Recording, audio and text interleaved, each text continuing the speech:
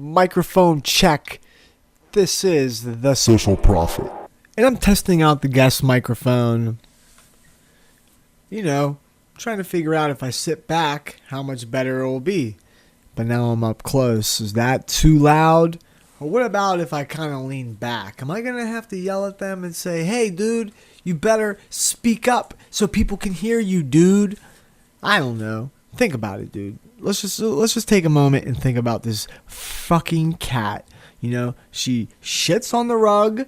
She pisses on the rug. She fucking takes a cover off of a chair to scratch it. She can't even scratch the goddamn chair with the cover on it. She finds a way to destroy everything, you know? And then you give her a nice new litter box, and guess what the fuck she does? She goddamn kicks litter everywhere. So you can't win with her. It's like she's mad at me or she just does it on purpose. It's really fucking weird. I would never recommend a cat to anybody ever again. But I know one day my goddamn daughter is going to talk me into another goddamn cat because I'm a sucker. I'm a sucker for this daughter. She's a monster, but I love her, you know? Riley Ann, she's a crazy bitch, you know? But then anytime I get mad at her, I look at her and, you know, I see myself. So I'm like, damn, that's what I do, you know? But it's scary because I'm like, damn, that's what I do. But she's really young, you know? So we'll see how it goes, you know? I know people are like, oh, my daughter was really bad and then she ended up being really nice.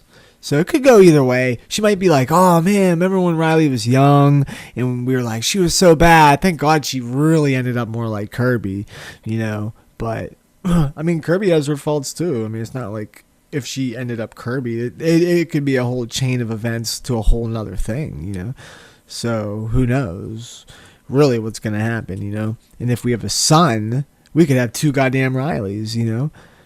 Or maybe if the son was calm, Riley is hyper, and then the son's going to look at Riley and be just like Riley. And we're going to have two hyper-ass kids, you know?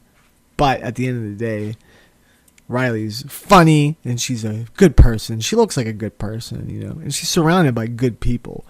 You know, you can say what you want about my family or her family, but they're all good people. You know, I was actually thinking about that the other day, and there's like a lot of like, say, white people, older white guys who are like grumpy or they're on the news because they said the N-word, but I bet you they really are like good people. Like, he's probably a good man. He's like a kind man. He probably takes care of his family. He's just a little ignorant when it comes to race because of how he grew up. But, you know, through war and just being old and dealing with people, he's grumpy. But that might not make him a bad person. He probably has done a lot of good things and we just judge them. We'll probably be grumpy too. I find myself getting more and more grumpy the older I get, and I try not to be. You know, but people can suck you in. I'll wake up and go to work and I will be in a good mood, and then it just takes one or two people and then I kind of get like sucked into their bullshit. And it's like, God damn it, why can't you just be in a good mood? Everybody else is in a good mood. Just be in a good mood. Okay, your job sucks. So what? I'm never grumpy to people, ever. I'm always nice. I always say hi. I always just smile. I like to make people feel better.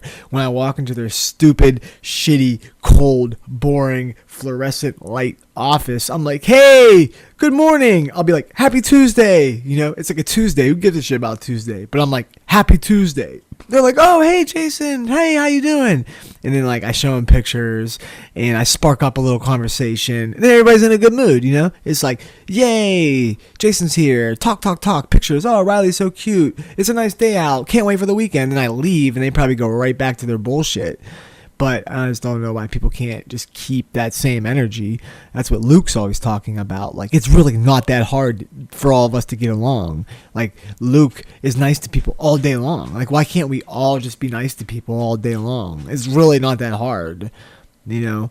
But for some people it is. And sometimes I just want to stop them and be like, why the fuck are you such a dick? Like, why? Why are you such a dick? Why can't you just be cool? But then for all we know, maybe his dad just died. His wife just died. He has cancer. His dog just died. He's just had a bad day. So he's a good, nice guy who just had a bad day. You call him at that one moment. and maybe there's just so many people that we're just catching them at the bad moment. So, that's about 5 minutes of thought in my brown poop van truck. That's the shit that goes through my head. I'm a tortured man. I'm a tortured soul. But I keep moving on, I figure it out. I feel pretty good overall. I feel happy. I feel lucky. I feel grateful. I feel like a good, kind-hearted man with a great family and a good head on my shoulders. Huh, champ? But I guess I'll end it there. Test it up. Test it at. Wife is sleeping. Get out of here. What the fuck, but why? Peace.